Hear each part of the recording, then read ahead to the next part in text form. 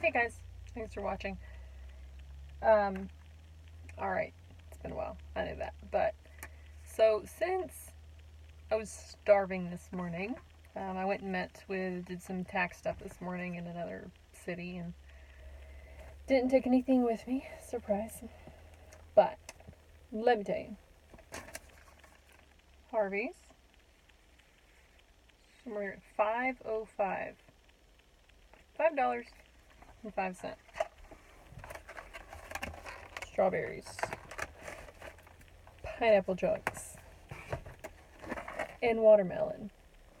Now, really would rather have had McDonald's french fries, but I would have spent over $5 on just french fries.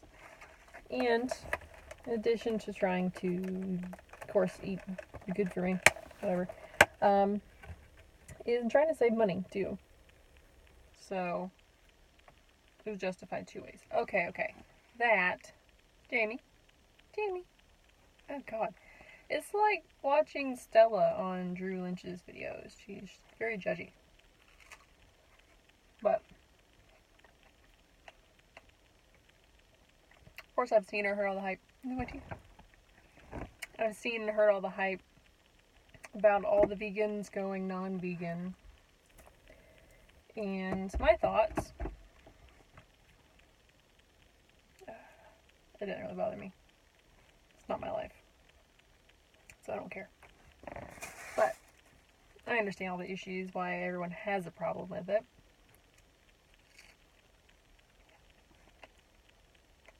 But honestly, like one of my first videos on this channel was my journey to veganism. I've never completely gotten there, but on the other hand, it depends. Just because 99% of my diet's vegan, none of that. On the occasion, I may not check the ingredients and something probably has dairy in it, but I didn't check. So I'm going to say it did.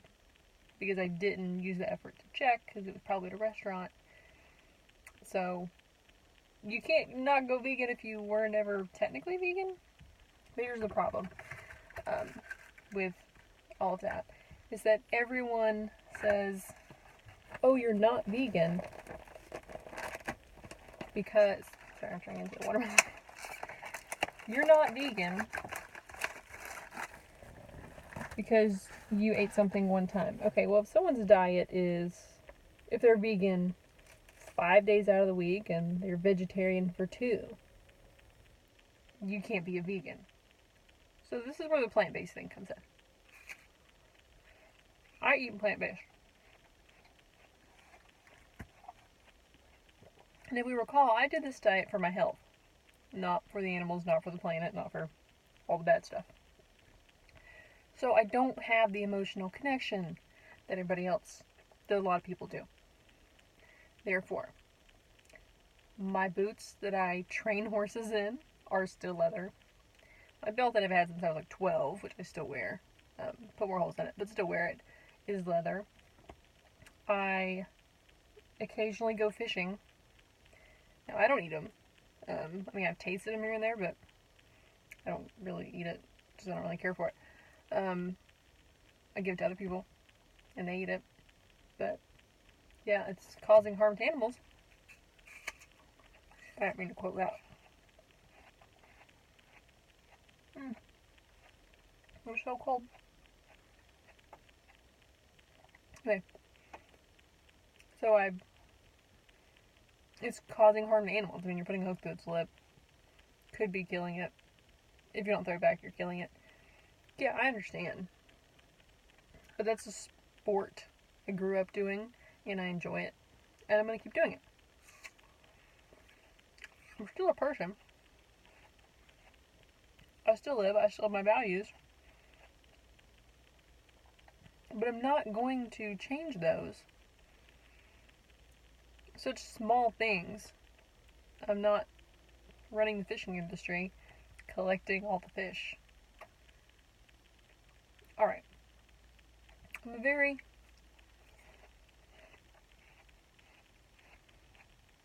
I was raised in the South. Everyone hunts, everyone fishes, everyone fries everything. Nothing is healthy ever. This is just how we live. Generally, it's really good people, the good old boys, things like that. So I'm not turning into one of those hippie, uppity, we're going to use rocks instead of soap type people. I'm just doing it for my health.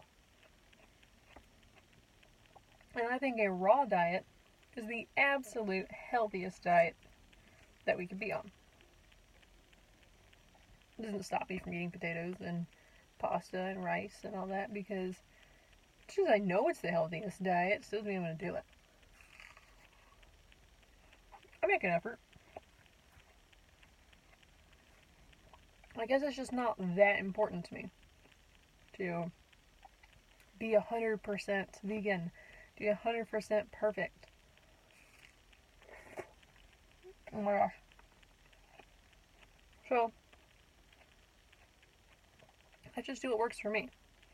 And this works for me. Last year I lost like 40 pounds after my divorce, or during my divorce. But I learned to be happy. And that's... I just threw watermelon all over my truck. I'm not picking that up. I mean, I'm not going to eat it. I'm going to clean it. Not this minute. I really wanted that.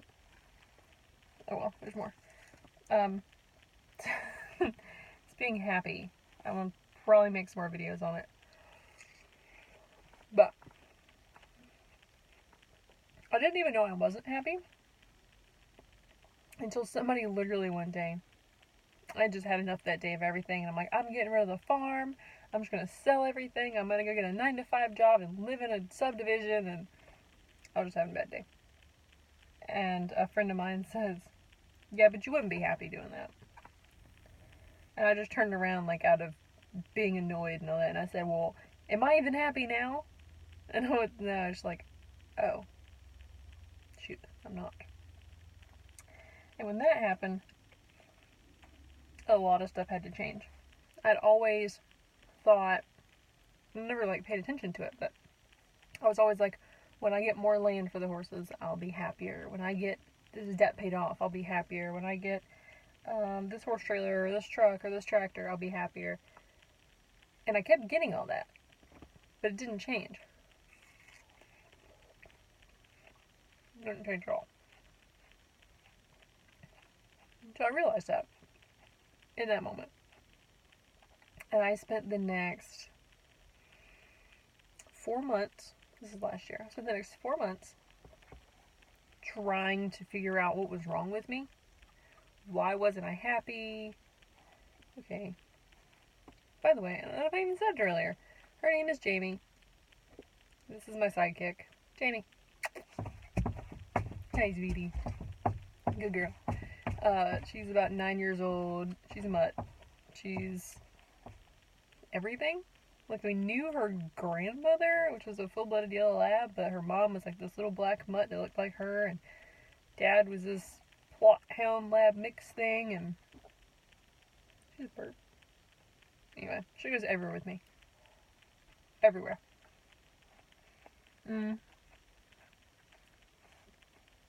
So, I tried to figure out what was wrong with me, what I really wanted. It's kind of like a quarter life crisis? Maybe a midlife. Okay, so much juice. This watermelon's really good. I didn't think it would be this good for being, you just bought at the random grocery store in the middle of nowhere, which is the only grocery store for 15, 20 miles one direction, and then like 30 the other direction. So juicy. And really good. Oh, she's jealous. She wants out. I have to show you in here, but I'm parked at a boat ramp and looking at the river and this really pretty tree, and yeah, I'll show you guys. Promise. So, being happy. Wasn't happy. And I had to figure out what to do about that. But that's going to be another video. I will go through that whole story if somebody wants to hear it. Know that now I am incredibly happy with myself, and I think that had a lot to do with the weight loss, was being... Sorry. I'm really hungry. Being happy with me. And I had less things to worry about, or more things to worry about, than how I looked and how I felt. And pretty much in me taking care of other things that needed to be done to work on myself and everything you situate after a divorce. I wasn't worried about food. I wasn't worried about things that I ate, and yeah.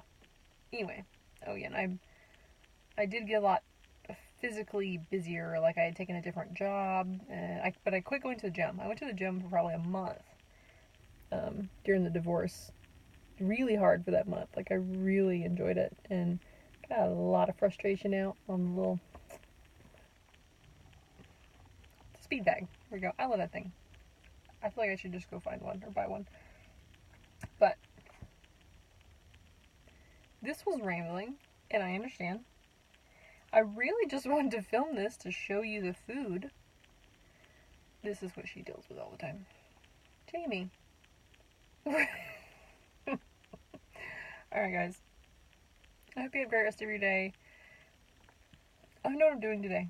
It's my day off of my 20 jobs, and I might go to the farm and mow. Or clean the house. I don't know. I'm gonna do something, but you guys have a good rest of your day. Let me know down below if you want to hear any of the stories, the full stories, and I'll talk to you later.